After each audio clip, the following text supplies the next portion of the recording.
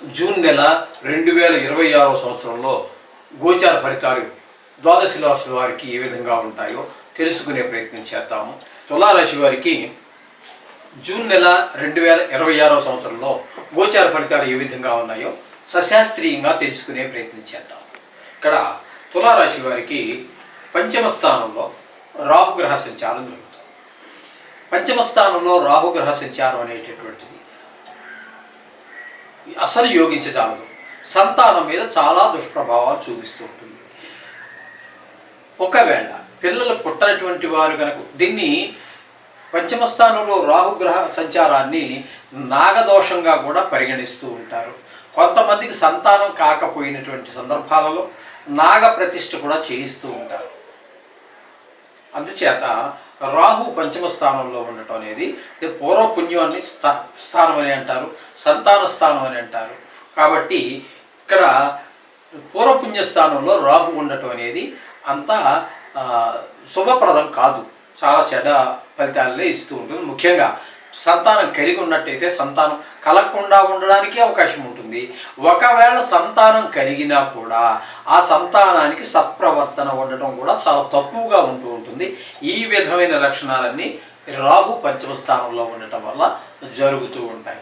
ఇక 6వ స్థానం అయినటువంటి మీనంలో శనిగ్రహ సంచారం జరుగుతోంది. ఇది చాలా మంచి ఫలితాన్ని 6వ స్థానంలో శని భగవానుడు చాలా చక్కటి ఫలితాలు ఇస్తాడు. ఇక్కడ ఆరోగ్యాన్ని ముఖ్యంగా ఇస్తాడు. రుణాలుంటే తీర్చేయగలుగుతారు మీరు. అలాగే మీరు రుణం కోసం ప్రయత్నిస్తున్నారు, ఒక ఇల్లు కొనుక్కోవటానికో, లేకపోతే ఒక స్థలం కొనటానికో, ఒక కారు కొనటానికో, లేకపోతే పిల్లల్ని మీ సంతానాన్ని ఉన్నత విద్య కోసం అమెరికానో పంపించడానికో ఇట్లా ఏదో ప్రయత్నం చేస్తున్నారు. మీకు అప్పు కావాలి, అప్పు పుడుతుంది. అది ప్రభుత్వ రంగ సంస్థ కావచ్చు, ప్రైవేట్ సంస్థ కావచ్చు. అంటే మొత్తం మీద మీకు ధనానికి లోటు ఉండదు. అప్పు తీర్చేయాలన్నా తీర్చేయగలరు, కావాలంటే కూడా అప్పు దొరుకుతుంది. ఈ విధంగా ధనానికి లోటు ఉండదు. అలాగే ఆరోగ్యం కూడా చాలా బాగుంటుంది.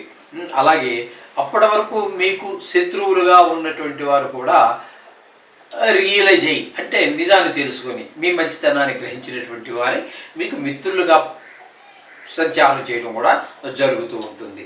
ఈ విధమైనటువంటి పరిస్థితులన్నీ శని భగవానుడు మీకు అత్యంత అనుకూలుడు. శని భగవానుడు చాలా అత్యంత అనుకూలమైనటువంటి ఫలితాన్ని ఇస్తూ ఉన్నాడు. ఇకపోతే కుజుని యొక్క సంచారం తీసుకున్నట్టయితే సప్తమ స్థానంలో ఒక 20 రోజులు ఉంటున్నాడు. ఈ సప్తమ స్థానంలో కుజుడు ఉండటం అనేటటువంటిది 20 రోజులు ఉండి తదుపరి అష్టమ స్థానంలో ఒక 10 రోజుల పాటు సంచారం చేస్తూ ఉన్నారు. 2 రాసుల్లో సంచారం. ఈ కుజుని యొక్క సంచారం సప్తమ స్థానంలో కానీ అష్టమ స్థానంలో కానీ శుభ ఫలితములకు చాలు. సప్తమ స్థానంలో ఉన్నప్పుడు అవివాహితులైనట్టయితే వివాహ విషయంలో కొన్ని అవరోధాలు కలిగించేటట్టుగాను ఉంటుంది. అలాగే ఒకవేళ వివాహం అయి ఉన్నట్టయితే భార్యాభర్తల మధ్యన కొంత పొరపచ్చాలు వచ్చే అవకాశం ఉంటుంది. భాగస్వామ్యంలో వ్యాపారం చేసే వారి మధ్యన కూడా అభిప్రాయ భేదాలు తలెత్తేటటువంటి అవకాశం ఉన్నది. ఇక 8వ స్థానంలోకి వచ్చిన తర్వాత అక్కడ మన సంబంధికులు, లేకపోతే బాగా ఆప్త మిత్రుడు, లేకపోతే మనతోటి బాగా అనుబంధం ఉన్నటువంటి వారు ఎవరో చనిపోవడానికి రెడీగా ఉన్నారనో, లేకపోతే చనిపోయారు అనేటటువంటి దుర్వార్త వినడం కూడా జరిగేటటువంటి అవకాశం ఉంది. అలాగే హఠాత్తుగా ధన నష్టం వచ్చే అవకాశం ఉంటుంది.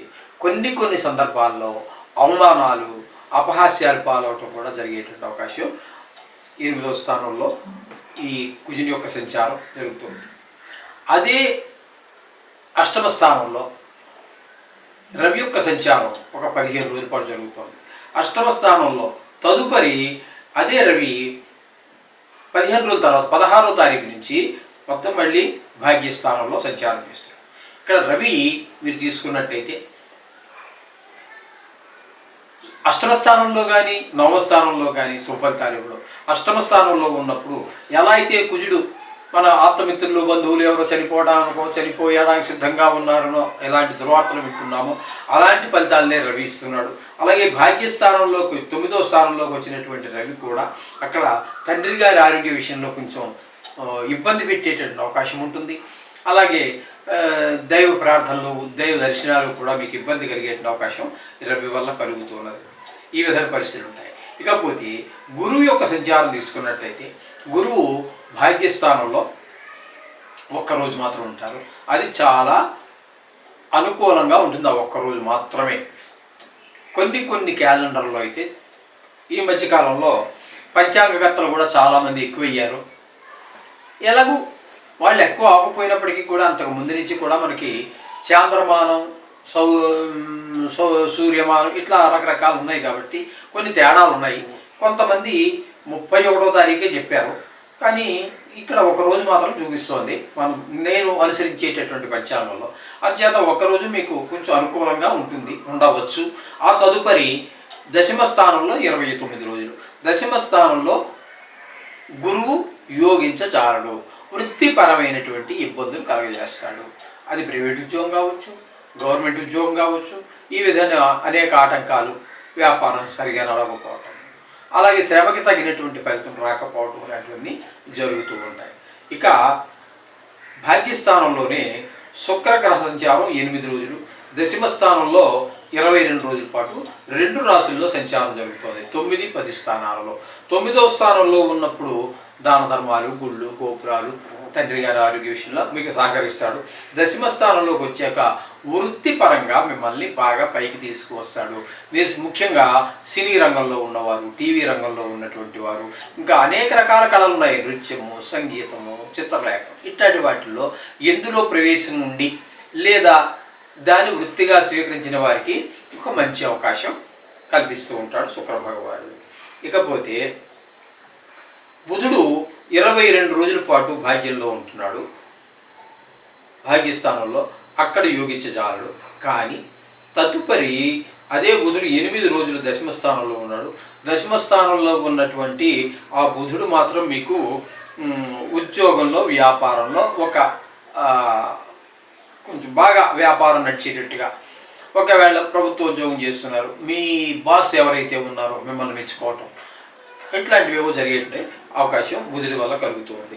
ఇక కేతువు కనుక మనం తీసుకున్నట్టయితే ఏకాదశ స్థానంలో ఉన్నారు ఆయన. కేతువు మాత్రం చాలా అనుకూలమైనటువంటి ఏకాదశిలో ఉన్నారు కాబట్టి ఏది ముట్టుకున్నా కూడా ధనానికి లోటు ఉండదు. ఏ పని ప్రారంభించినా కూడా చాలా చక్కగా చేయగలుగుతారు. తద్వారా మరింత లాభాన్ని పొందగలుగుతారు. రెమ్యూనరేషన్ పొందేటటువంటి అవకాశం కేతు ఏకాదశి స్థానం వల్ల కలుగుతోంది. మొత్తంగా కనుక మనం చెప్పుకోవాలి అన్నట్టయితే శని భగవానుడు, కేతువు చాలా, అలాగే శుక్రుడు కూడా మనకి చాలా అనుకూలంగా ఉన్నటువంటి పరిస్థితి అంతా కనిపిస్తోంది. కాబట్టి ఇక్కడ మనకి శని, కేతువు, శుక్రుడు 3 గ్రహాలు కూడా అత్యంత అనుకూలంగా ఉన్నాయి. ఇక మిగతా చెప్తున్నాం కదండి, ప్రతి జాతకుడికి కూడా కొన్ని జాతక రీత్యా కావచ్చు, గోచార రీత్యా కావచ్చు, ఏ రీత్యా తీసుకున్నప్పటికీ కొన్ని అనుకూలతలు, కొన్ని ప్రతికూలతలు ఉంటాయి. సాక్షాత్తు భగవంతుడే మానవుడుగా పుట్టినా కూడా ఇవి తప్పవు. కాబట్టి ఇవి సర్వ సహజం. కాబట్టి దీని గురించి ఏమి మీరు కంగారు పడక్కర్లేదు. అయినా ఇప్పుడు మనం చెప్పుకుంటున్నటువంటిది గోచారం కాబట్టి మీరు ఏమీ కంగారు పడక్కర్లేదండి. రోజు నవగ్రహ జపాలు చేసుకోండి. ముఖ్యమైనటువంటి గ్రహాల్లో మీకు అనుకూలంగానే ఉన్నాయి. ఒక్క రాహువు మాత్రం పంచమ స్థానంలో ఉండటం అనేది ఈ సుదీర్ఘకాలం ఉండేటటువంటి గ్రహం. అది కొంచెం ఇబ్బంది పెట్టే పరిస్థితి ఉంది కాబట్టి అమ్మవారి గుడికి వెళ్ళటం చేసుకోండి. అలాగే మన నవగ్రహ జపంలో శ్లోకాలు మీరు రోజు చదువుకుంటున్నారు కదా, దాంట్లో రాహు ఉంది కదా, అది మాత్రం మీరు ఈ 9 శ్లోకాలు చదివేసిన తర్వాత ఒక 19 సార్లు మాత్రం ఈ రాహుగ్రహ జపం చదువుకోండి. ఓకేనండి.